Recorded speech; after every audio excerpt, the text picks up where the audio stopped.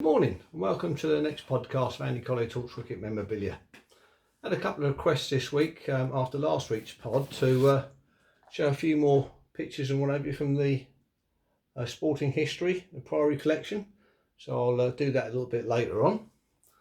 But first we've got, in addition to this collection this week, there's a signed photograph there of Alan Davidson, which is quite a nice photograph of him there. As you all know, passed away a week or so ago. So I thought I'd just get that one. It says on the back there, Davidson, please sign to the front on there. So that's quite a nice addition to the collection.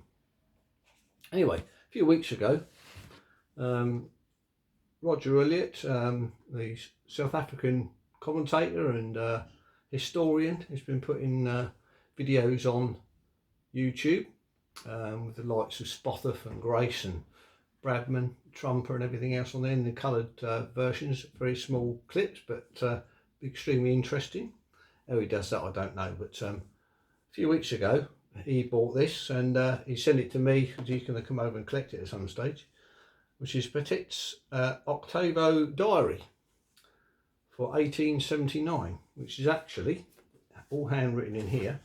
See all these notes in here, look, all handwritten. And it belonged to, or Dr Allchin, who was the, I suppose better words, teacher to W.G. Grace at the Westminster Hospital. And he took him round and all that sort of stuff, and that's where W.G. Grace sort of learnt his ropes really in the medical world. Then he went on to pass in Edinburgh, his doctorates and stuff. So anyway, the first mention here of W.G. Grace is Monday, January the 13th, 1879. And they were going to Westminster for outpatients, 1:30 to 4.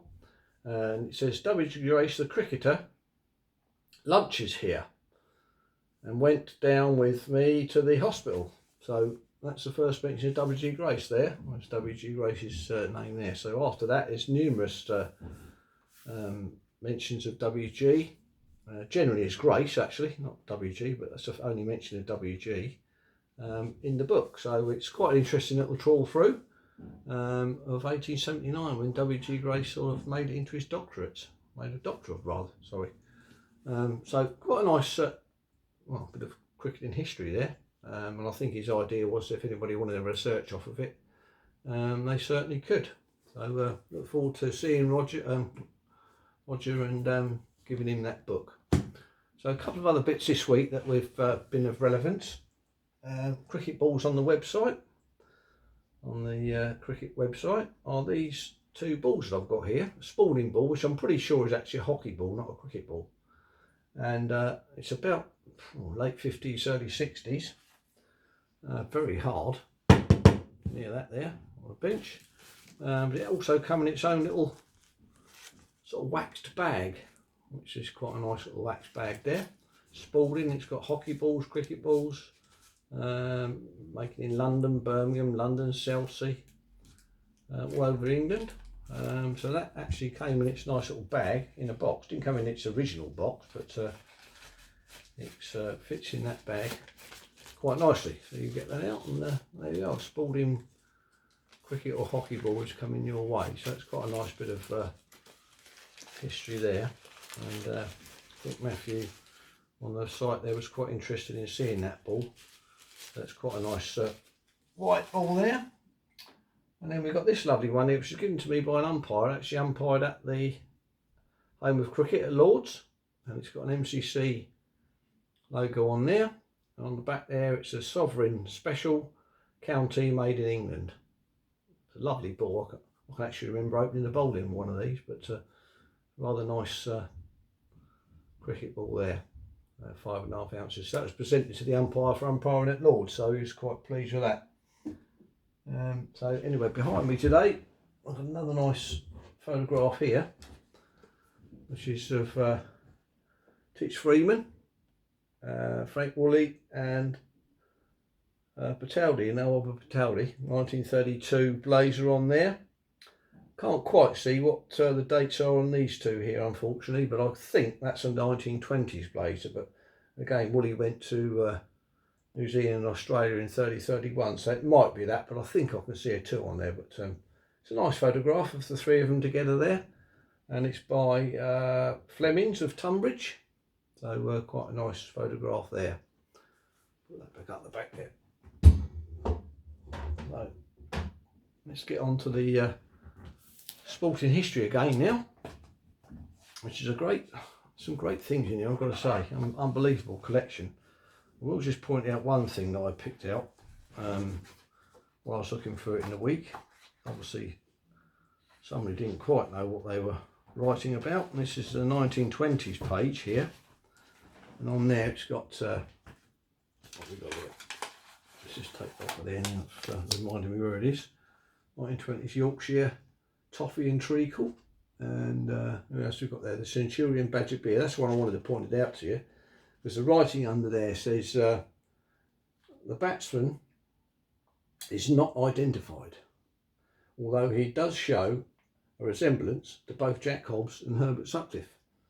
Well, that's actually Phil Mead, the Hampshire man. So you know, Badger beer down in Hampshire and all that sort of stuff. So obviously someone never do their research on that one.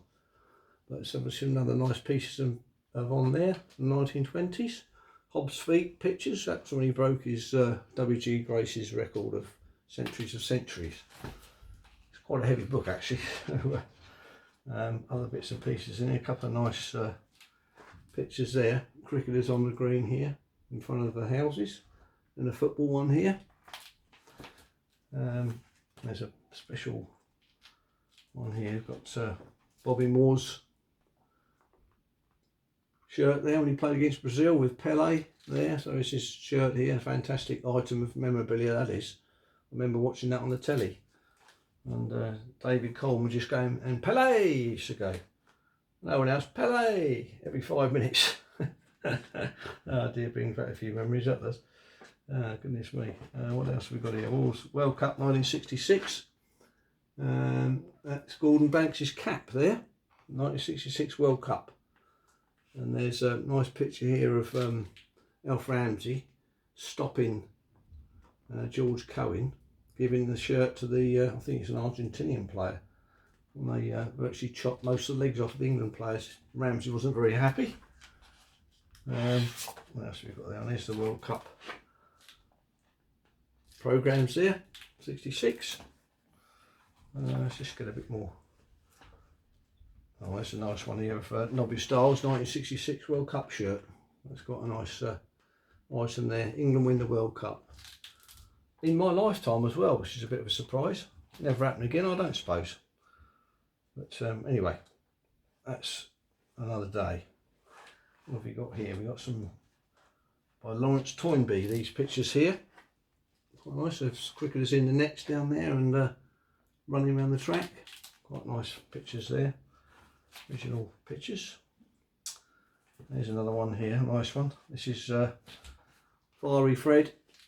Great picture there of Fiery Fred with the ball he got his 300th wicket with.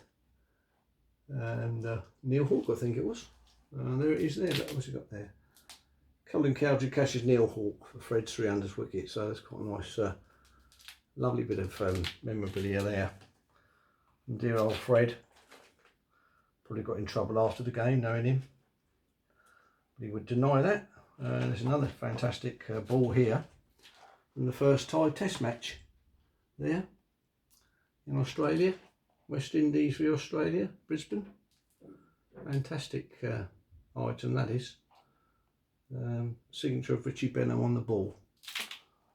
That's quite a nice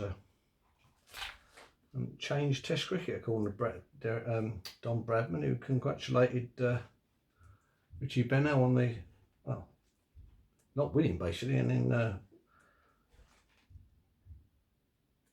being over the moon at the Tide Test and want it done for cricket. It's quite a nice one here.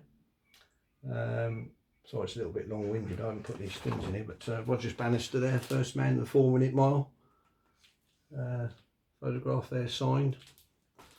Very nice with Chris Chataway there as well. I'm just trying to find the body line page here somewhere, but it's not there. I showed the Matthews one last week. A bit more cricket here. The Invincibles, Aussies. There we go. It's Bradman coming out of probably Worcester, I'd have thought that is, possibly. Sign back there. Ball used in the Oval Test match, where Australia maintained their unbeaten record in 31 matches. That's a ball there. Looks like the final wicket there with Morris catching Eric Hollis. And there's a nice picture there of Bradman meeting Harold Larwood after a few years. That's quite a nice cricket page there. You've got some Olympic torches in here, all sorts of stuff. It's really very interesting book to look through, I've got to say. It's a bit of Jesse Owens there as well. Olympic stuff. A bit more 30s here. This is Alaska strap there with Bradman on. That's got a nice page there for the 30s. So I'm not sure I've got past that bodyline thing. But anyway, that was quite a nice back there and all sorts of stuff. So I think that's probably you've got a good idea what the quality things are in this booklet, or coffee table book actually. What else have we got here? Just quickly, rugby stuff, Jesse Owens.